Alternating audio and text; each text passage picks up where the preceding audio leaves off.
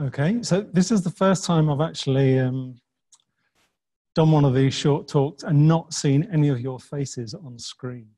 So that feels a bit different. So like if you start looking at me disapprovingly or looking at your watch or crying, then I've got no idea. So sorry about that. So welcome back home. Welcome back home to the Great Hall. And tonight we're going to be practicing mindfulness of breathing. So I'm going to be talking for about 10 minutes before we settle down to meditate. And for me, over the last few weeks, particularly the last couple of weeks, the mindfulness of breathing, it has become a bit of a practice of coming back home to myself, coming back home. So yeah, we're approximately, I don't know, 5-6 weeks into lockdown. For myself, it started off pretty steadily. I think it was just very clear what I needed to do, and I got into a routine. So it was pretty steady for quite a while, but in the last week or two, it started to bite. And I've spoken to quite a few friends in different situations, and I just get that sense that things are starting to bite. So for me, that's a little bit more boredom, a little bit more anxiety, a bit more irritability, a few more worries about the future.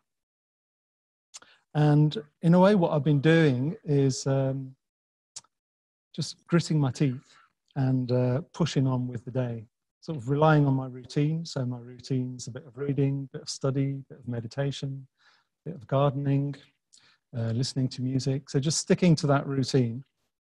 And what I find towards the end of the day is that gradually, through the course of the day, I've started to lose touch with myself. It's almost like my surface has become disconnected from my depths. So on the surface, I'm acting as if I'm one person, but underneath the surface, I'm actually a different person. And what it feels like is I'm not quite living my life. It's as if I'm living my life somewhere other than in my own experience. So yeah, mindfulness of breathing has become coming back home to myself, usually late afternoon, reconnecting the surface with the depths. So it's really good at the start of any meditation to just really check in with how you really are. Now, ideally, if you can spare the time, you could allow 5 to 10 minutes before the meditation, sit with a cup of tea and just really sort of look inwards, check in with your body, check in with your emotions, check in with any thoughts that are going around. But yeah, and asking the question like, how am I right now? Or even who am I right now?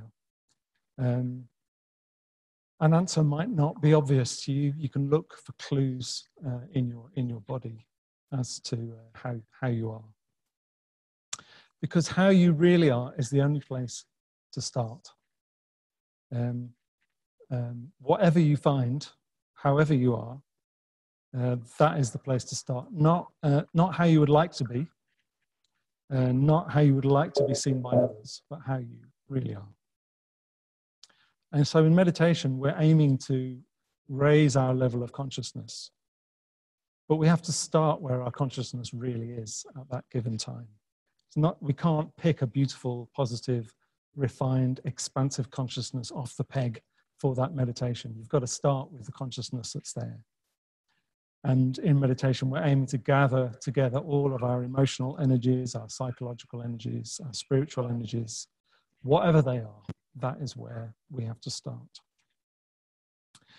And each time you sit down to meditate, you are actually a completely different person. So it might not feel like that, but it's true. Each time you sit down to meditate, you are a different person. This is the first time that you have ever meditated. So that's something you can sort of remind yourself of and reflect on. Each time you sit down to meditate, it's a chance to look at yourself with fresh eyes, with honest eyes, with kind eyes. And yeah, each time you sit down to meditate, you have an opportunity It's an opportunity to have the meditation that you really need right now. And it's really easy to miss that opportunity. It's easy to go for, oh, I want a repeat of the meditation that I had last week, which was really great. Or I want to go for the meditation that I would like to have if I wasn't actually so tired and irritable. Yeah, so you can miss the opportunity of the meditation that you actually need here and now. So it wouldn't be one of my little talks without an India analogy or anecdote. So yeah, when I'm staying with friends in India, evening meal always includes chapatis, freshly cooked chapatis, which are really light, really warm, really fluffy. And you just put them in your mouth and they melt in your mouth. And they're just completely satisfying on their own. You don't have to make much effort to chew. You just let it melt. So that's the evening chapati. And usually the cook makes an abundance of these so that there are quite a few left over. So the following morning, the chapati is quite different. The following morning, the chapati is cold, dense, leathery. It needs reheating.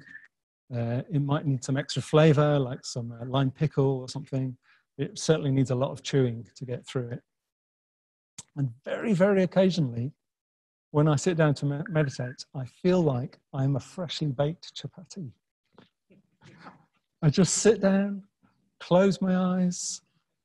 I realize that I'm quite calm, I'm quite concentrated, warm-hearted, very little effort needed.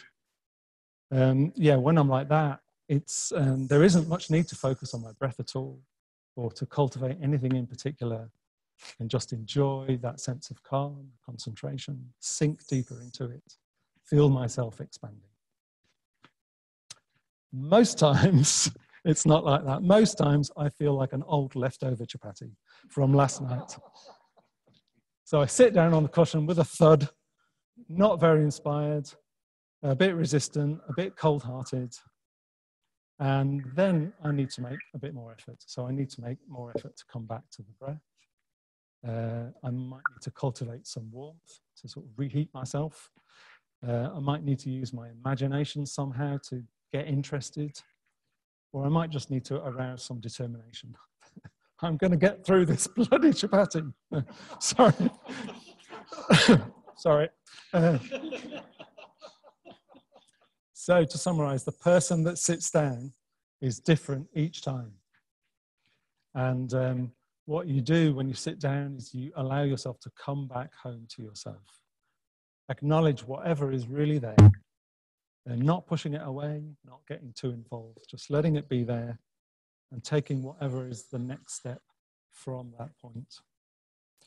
So if you start off with a really, really busy mind, well, that's just how it is.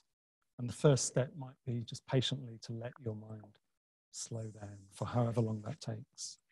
Or you might sit down feeling a bit sad or a bit tender. That is how it is. So the first step may be, okay, to cultivate some kindness and understanding towards yourself as you are now. You might sit down and think, I really don't want to meditate today. Okay, that's how it is. So the first step might be just to make a definite decision. I'm going to engage with this meditation, or I'm going to get up and leave, but deciding either way. So yeah, mindfulness of breathing, we're coming back home to ourselves. And however we are, taking the next step from there.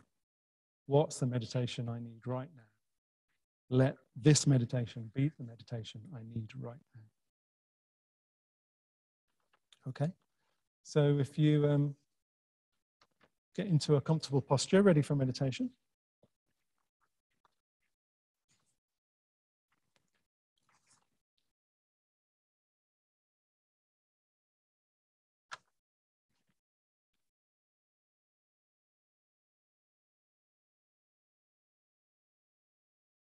Aware that though you might be alone in your house, you are not meditating alone tonight. There are others across Sheffield, well, across the world, meditating with you. So aware of being part of a Sangha, having spiritual friends, companionship, shared values.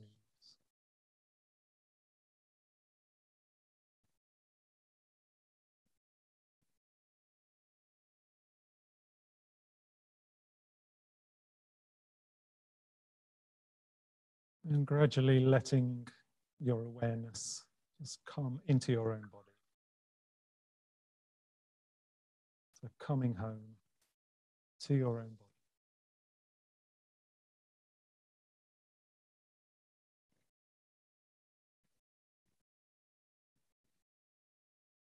Maybe taking a couple of deep breaths just to really settle yourself down.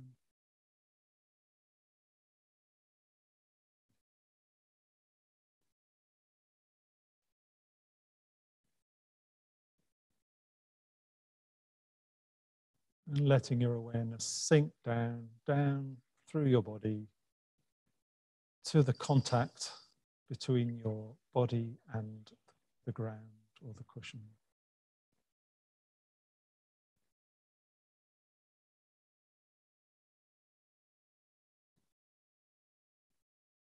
Feeling yourself supported by the earth. Noticing any sensations of pressure, contact, temperature.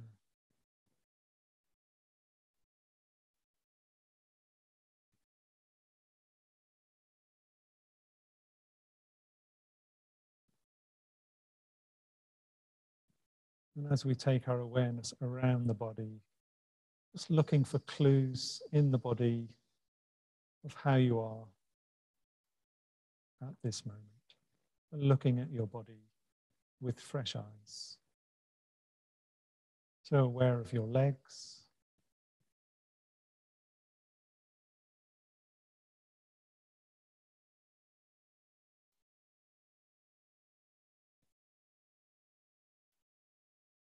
noticing any tension that you might be holding in your legs.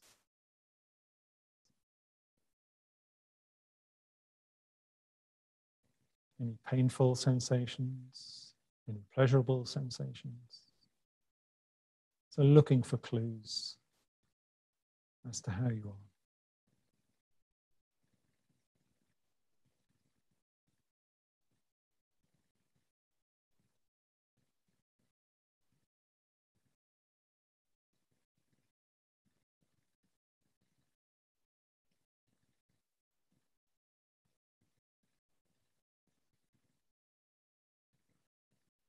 So experiencing a stable base to your posture, your legs, contact with the cushion or the chair.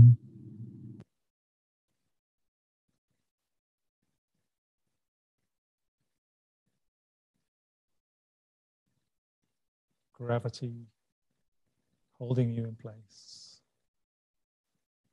No need to make any effort.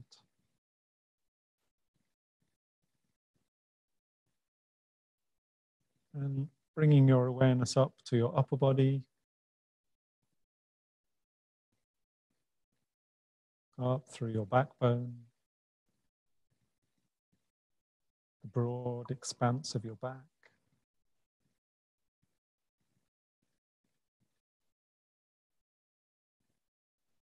Again, looking for clues in your back as to how you are.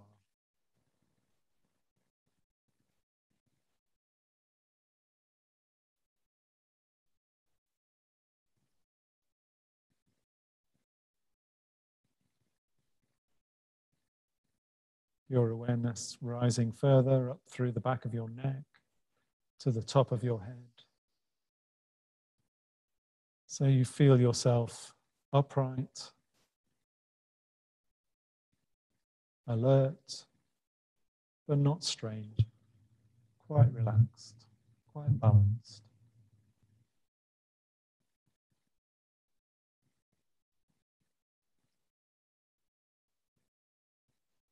Aware of the muscles in your face, any tension or strain you might be holding in your face, your forehead, your cheeks, your eyes.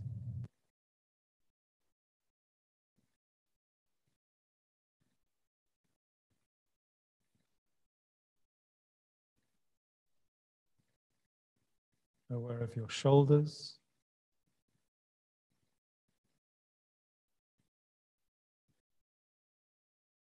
Letting any tension you might be holding in your shoulders drain down through your arms, through your hands, through your fingertips, and out.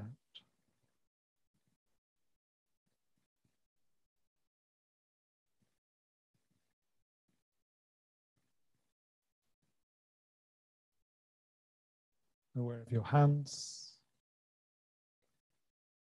How are your hands right now? Tight, loose?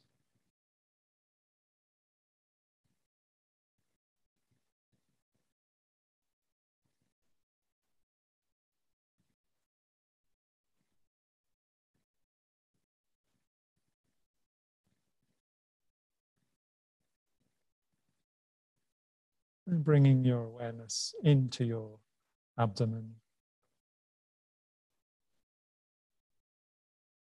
rising and falling of your belly as you breathe, breathing naturally.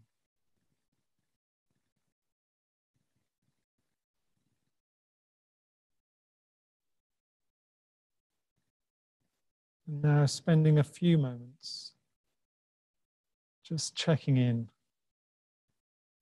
with how you are right now, in your body, in your emotions, in your thoughts. How am I right now?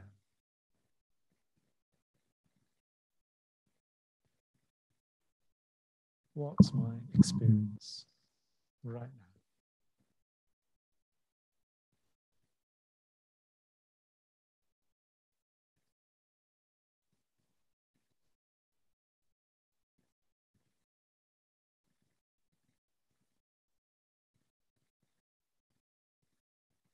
And however you are, just acknowledging that, letting it be there, making it familiar.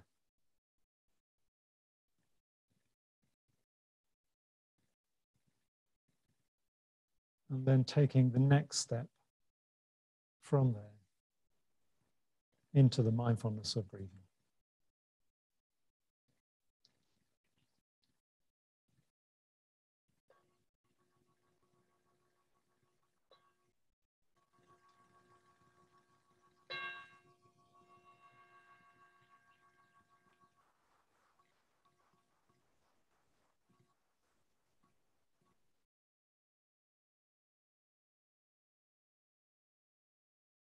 In the first stage, counting at the end of each out breath.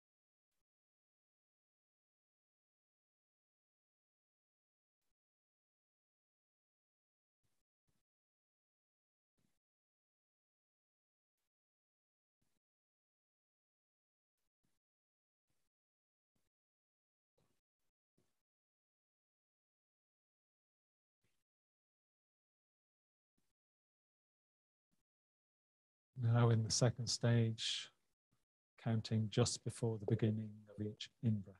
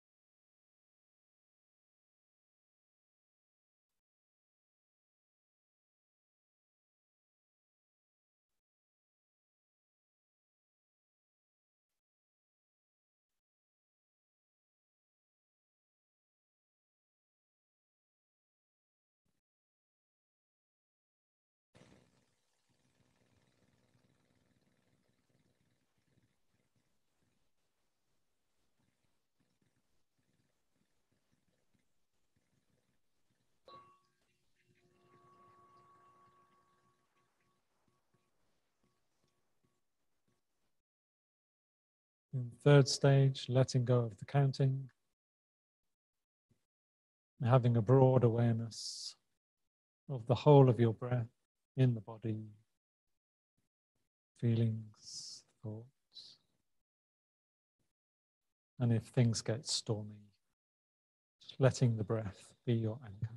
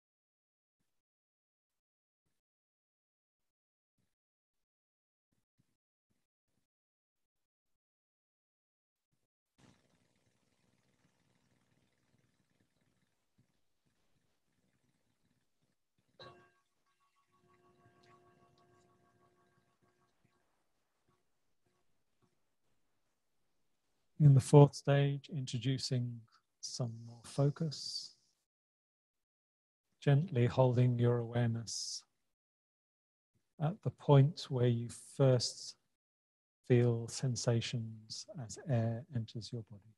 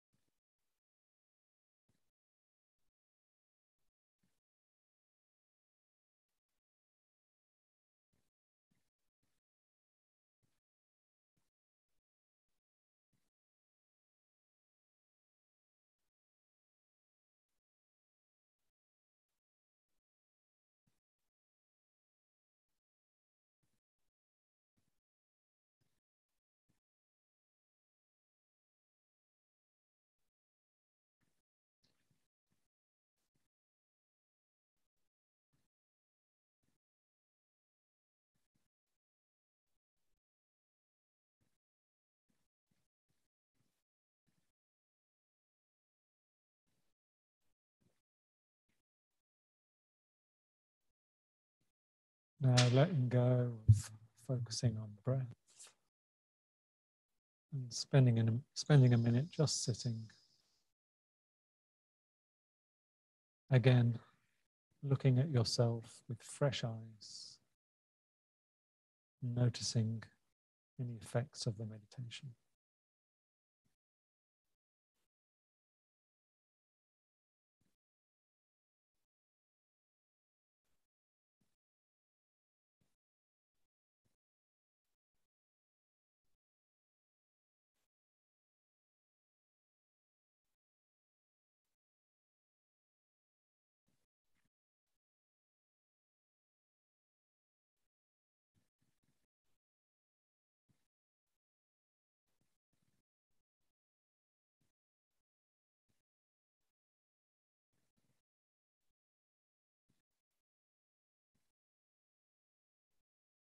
And as you bring your meditation to a close in your own time, once again, remembering your friends and the Sangha,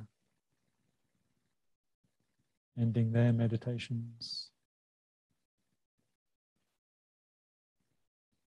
wishing them well for the week.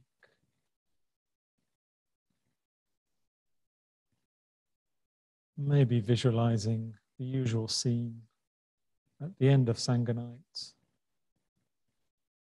with people putting each other's meditation cushions and mats away, paying their respects to the three jewels, and leaving in their own time.